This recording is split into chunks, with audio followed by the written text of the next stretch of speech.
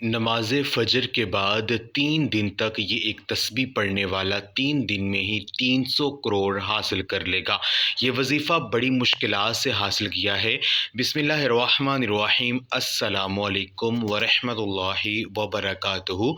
मोहतरम नाज़रीन इकराम, आज जिस ख़ास तस्बीह का अमल मैं आपको बताने लगा हूँ, ये अल्लाह पाक का एक बहुत ही मुबारक नाम है। और फ़जर के बाद जब कोई भी मेरा भाई मेरी बहन इस तस्बीह को पढ़ लेगा और 3 दिन तक ये अमल मुसलसल कर लेगा, यानी बग़ैर किसी दिन का नागा किए हुए, यानी कि कोई नागा नहीं करना, और मुस्तकिल मिज़ाजी से 3 दिन में अगर आपको 300 करोड़ भी चाहिए होंगे तो इंशाअल्लाह आपको मिल जाएँगे। ये वज़ीफ़ा हमें बड़ी मेहनत और मुशक्क़त से मुश्किल से मिला है, और मुझे अपने अल्लाह पर पूरा यकीन है कि आपको हर चीज़ मिलेगी। ये बड़ा ही मुजर्रब अमल है और बड़ा ही ख़ास अमल है। नाज़रीन इकराम, जब बंदा अपने अल्लाह पाक से मोहब्बत करता है तो अल्लाह पाक इसको ज़रूर अता फ़रमाता है। अल्लाह पाक इसको इतना अता कर देता है कि इसको फिर किसी चीज़ की कमी नहीं रहती। ये बात तो सभी जानते हैं कि इस दुनिया की मोहब्बत और इस दुनिया के लोग, रिश्तेदार, दोस्त, अहबाब या मालो-दौलत, ये कुछ भी नहीं है।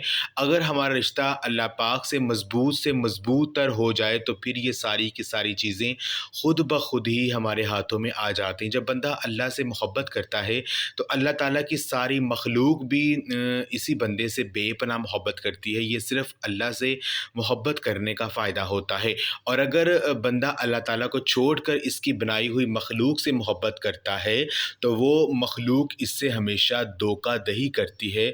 फिर वो मख़लूक़ से गिले-शिकवे भी करता है कि मेरे साथ ये हो गया, इस बंदे ने मेरे साथ ज़्यादती कर दी, फ़लाँ बंदे ने ये कर दिया, ये नहीं होना चाहिए था। तो भाइयों और बहनों, इसलिए हमेशा अपने अल्लाह पाक से ही मोहब्बत करो, सारी दुनिया आपकी हो जाएगी, हर चीज़ आपकी हो जाएगी। और किसी को हक़ीर मत समझो, किसी को भी बुरा मत समझो, और अल्लाह ताला की रहमत पर भरोसा रखो। कहा जाता है कि एक बार हज़रत मूसा अलैहिस्सलाम को अल्लाह ताला ने हुक्म दिया कि समंदर की तरफ जाओ, वहाँ 3 कश्तियाँ डूबने वाली हैं। हज़रत मूसा अलैहिस्सलाम फ़ौरी हुक्म इलाही के तामील करते हुए समंदर की जानिब चल दिए। साहिल पर सुकून था। बहुत दूर से एक कश्ती आती हुई दिखाई दी जो आहिस्ता-आहिस्ता साहिल की तरफ बढ़ रही थी। अभी वो किनारे से कुछ ही फासले पर थी कि हज़रत मूसा अलैहिस्सलाम ने आवाज़ दी कि ऐ कश्ती वालों, अल्लाह का हुक्म आने वाला है, होशियार रहना। उन्होंने जवाब दिया, आप जानते हैं कि अल्लाह के हुक्म को कोई नहीं टाल सकता, हम तो इसके बंदे हैं जो हुक्म इलाही के पाबंद हैं।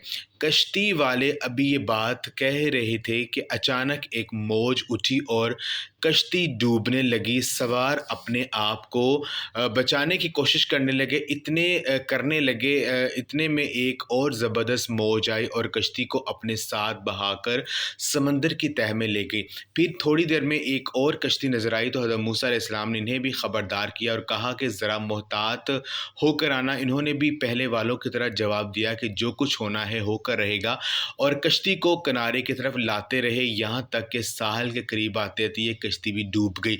हज़रत मूसा अलैहिस्सलाम अल्लाह की हिकमत के बारे में सोचों में महू थे कि इन्हें एक तीसरी कश्ती आती दिखाई दी। आपने हस्बे साबिक़ इस कश्ती वाले को भी नसीहत की कि देखो, अल्लाह का हुक्म आने वाला है, अपने गुनाहों की माफ़ी मांगते हुए ज़रा मोहतात होकर आओ। इन्होंने जवाब में कहा कि ए अल्लाह के नबी, जिस तरह आप सच्चे हैं इस तरह अल्लाह का हुक्म भी अटल है, इसे कोई नहीं बदल सकता, लेकिन अल्लाह की रहमत भी तो है, हम इसकी रहमत से क्यों मायूस हों। लिहाजा हम अल्लाह की रहमत पर भरोसा करके आ रहे हैं और वो अपनी रहमत के सदक़े में हमें ज़रूर अमन व सलामती के साथ किनारे पर पहुँचा देगा। कश्ती वालों का ये जवाब सुनकर हज़रत मूसा अलैहिस्सलाम ख़ामोश हो गए। जब कश्ती बाहिफ़ाज़त किनारे आ लगी तो अल्लाह के पैगंबर सोचने लगे कि अल्लाह ने 3 कश्तियाँ डूबने का फ़रमाया था, 2 तो डूब गईं लेकिन तीसरी सलामती के साथ किनारे आ लगी, ये कैसे बच गई। इरशाद बारी ताला हुआ, ए मूसा, आपने सुना नहीं कि तीसरी कश्ती वालों ने क्या कहा। इन्होंने मेरे हुक्म को तस्लीम किया था, मेरी रहमत को आवाज़ दी थी और इस पर पूरा तवक्कुल और भरोसा भी किया था, तो इसलिए ये कश्ती मेरे रहमत के तौफ़ैल बच गई। क्योंकि जो भी मेरी रहमत के दरवाज़े पर आकर सदा देता है, میں اسے ناامید نہیں کرتا۔ واللہ تعالیٰ علم۔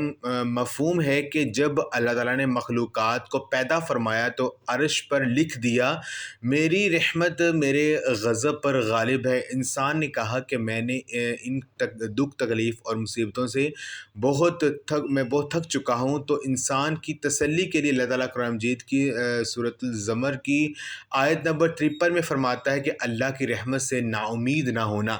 ناظرین کرام، جب کسی بھی انسان کو اپنے سے کمتر یا حقیر نہ سمجھو، کیونکہ ہر انسان کو اللہ تعالیٰ نے ہی پیدا کیا ہے اور ہر کسی میں کوئی نہ کوئی خوبی ضرور رکھی ہے۔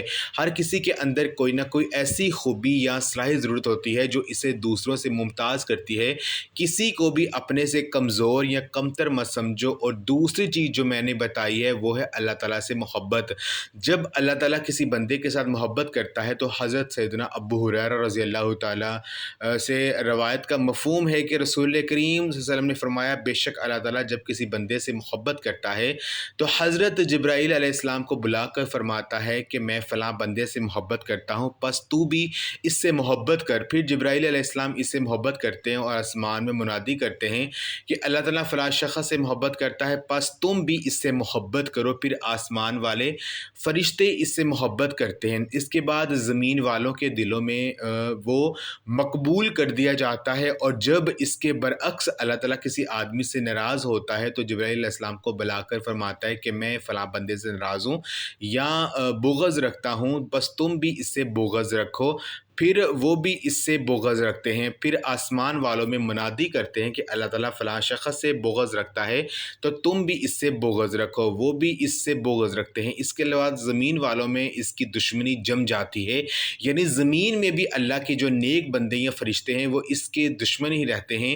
تو ناظرین، اللہ سے محبت کرو گے تو دنیا آپ کے لیے آسان ہی آسان ہو جائے گی۔ آپ کی زندگی میں جتنی بھی پریشانیاں ہیں، جتنی بھی مشکلات اور رنج و غم ہوں گے، وہ سب انشاءاللہ دور ہو جائیں گے، اور پھر آپ کو قدم قدم پر اللہ پاک نوازتا ہی رہے گا۔ آپ کی جیسے بھی مشکل ہوگی، ہر مشکل حل ہوگی، پھر آنے والی مشکلات بھی ختم ہو جائیں گی۔ ناظرین کرام، اب وظیفے کی جانب چلتے ہیں۔ یہ عمل کون سا ہے؟ یہ خاص وظیفہ کون سا ہے؟ اس کو کرنے کا کیا طریقہ کار ہے؟ اسے کس وقت اور کتنی بار کرنا ہے؟ یہ ایک دولت مند بننے کی تسبیح ہے۔ یہ ایک تسبیح کا راز ہے جو آپ کے ساتھ آج میں شیئر کرنے لگا ہوں۔ اس تسبیح کو پڑھ لینا، پورے یقین اور اعتماد سے پڑھ لینا، انشاءاللہ تمام پریشانیاں ختم ہو جائیں گی، ہر مشکلات ختم ہو جائے گی۔ پوری زندگی میں مختلف طرح کی پریشانیوں سے واسطہ رہتا ہے، انسان کو مختلف طرح کی آزمائشوں سے واسطہ رہتا ہے۔ حالات ہمیشہ ایک جیسے نہیں رہتے، زندگی میں اتار چڑھاؤ آتا ہی رہتا ہے۔ تو بس آپ لوگوں نے صبر کرنا ہے اور ہمیشہ نماز کی پابندی کرنی ہے۔ قرآن پاک میں بھی ہے کہ اللہ پاک صبر کرنے والوں کے ساتھ ہے۔ جتنا آپ صبر کرو گے، اللہ پاک آپ کو اتنا زیادہ اور بہتر اجر عطا کرے گا، کیونکہ ہر مشکل کے ساتھ آسانی بھی چھپی ہوتی ہے۔ کئی لوگ ایسے ہیں جن کو دنیا میں ہر طرح کی ٹھوکریں لگتی ہیں، ان کو غربت کا بھی سامنا کرنا پڑتا ہے، مشکلات بھی آتی ہیں، یہاں تک کہ کچھ تو بھکاری اور فقیر بھی بن جاتے ہیں، لیکن پھر جب اللہ پاک ان پر اپنا فضل و کرم نازل کرتا ہے تو وہ صرف اور صرف اللہ تعالیٰ سے مانگتے ہیں، تو اللہ پاک ان کو اتنا عطا فرماتا ہے کہ ان کے پاس کسی بھی چیز کی کمی نہیں رہتی۔ میرے اللہ پاک سے میری دعا ہے کہ اے میرے پاک اللہ، اے میرے غفور الرحیم اللہ، دنیا جہاں کے سارے خزانے آپ کے پاس ہی ہیں، آپ کے خزانوں میں تو کسی چیز کی کوئی کمی نہیں ہے۔ میرے اللہ، جتنے بھی لوگ دنیا میں پریشان حال ہیں یا تنگ دست ہیں، طرح طرح کی مشکلات اور مصائب میں گھرے ہوئے ہیں، میرے اللہ ان کی مشکلات کو ختم فرما اور ان کو شاد و آباد کر دے، آمین۔ ناظرین کرام، یہ وظیفہ آپ نے اس طرح کرنا ہے کہ جب آپ فجر کی نماز ادا کر لیں، اس کے بعد اسی جگہ پر بیٹھے رہنا ہے، اپنی اسی جگہ پر تسبیح آپ کے ہاتھ میں ہو، آپ نے اول اور آخر 7 مرتبہ درود ابراہیمی پڑھ لینا ہے۔ ایک مرتبہ درود ابراہیمی میرے ساتھ بھی پڑھ لیں تاکہ ثواب ہو۔ اللہم صلی علی محمد وعلی آل محمد کما صلیت علی ابراہیم وعلی آل ابراہیم انک حمید مجید اللہم بارک علی محمد وعلی آل محمد کما بارکت علی ابراہیم وعلی آل ابراہیم انک حمید مجید۔ جب آپ شروع میں 7 مرتبہ درود ابراہیمی پڑھ لیں گے، اس کے بعد آپ نے 101 مرتبہ یا سمیع یا سمیع یا سمیع پڑھنا ہے۔ 101 مرتبہ پڑھنے کے بعد آپ نے دوسری مرتبہ یا واسع یا واسع یا واسع پڑھیں۔ یا واسع بھی 101 مرتبہ پڑھنا ہے۔ یا واسع کا مطلب ہے اے وسعت دینے والے۔ یہ 2 تسبیحات اللہ پاک کے ان مبارک ناموں کی پڑھ لینی ہے۔ پھر 160 مرتبہ استغفر اللہ استغفر اللہ استغفر اللہ پڑھیں۔ انشاءاللہ مال و دولت میں خوب اضافہ ہوگا۔ اور اگر کوئی شخص اپنا کاروبار بڑھانا چاہتا ہے تو اس کے لیے بھی یہ وظیفہ بڑا ہی مجرب ہے، بڑا ہی خاص وظیفہ ہے۔ اللہ پاک اس کو بہت زیادہ رزق اور مال و دولت عطا کر دے گا، اس کی مشکلات کو ختم کر دے گا، اس کے رزق میں، اس کی روزی میں بہت زیادہ اضافہ ہوگا۔ ہر گزرتے دن کے ساتھ ساتھ اس کی دولت میں اضافہ ہوتا رہے گا۔ اس کے مشکل سے مشکل کاموں میں آسانیاں پیدا ہوں گی، اس کی جو دلی حاجات ہوں گی وہ سب پوری ہوں گی۔ کئی دفعہ ایسا ہوتا ہے کہ انسان کے دل میں کئی طرح کی خواہشات ہوتی ہیں جن کا وہ کسی سے ذکر بھی نہیں کر پاتا۔ کچھ خواہشات ایسی ہوتی ہیں جب آپ زمانے کے سامنے، معاشرے کے سامنے بیان کرو گے تو وہ سب آپ کا مذاق بناتے ہیں۔ تو ناظرین، جس طرح کے بھی حالات ہوتے ہیں اپنے اللہ کو ہی بتایا کرو۔ بے شک اللہ تعالیٰ سب کچھ جانتا ہے، لیکن پھر بھی اسے بندوں کا مانگنا اور ہاتھ پھیلانا بہت پسند ہے۔ اس لیے اپنے اللہ سے مانگ لیا کرو، اللہ سے ہر چیز میں مدد طلب کیا کرو۔ اللہ پاک بڑا ہی غفور و رحیم اور وہ عطا کرنے والی ذات ہے۔ رزق کے حوالے سے، دولت کے حوالے سے پریشان نہ ہوا کریں۔ اللہ پاک ایسے ایسے وسائل پیدا کر دے گا کہ جو آپ نے سوچے بھی نہیں ہوں گے، وہ وہاں سے آپ کی مشکلات دور ہو جائیں گے، رزق میں بھی اضافہ ہوگا اور زندگی بھی بدل جائے گی۔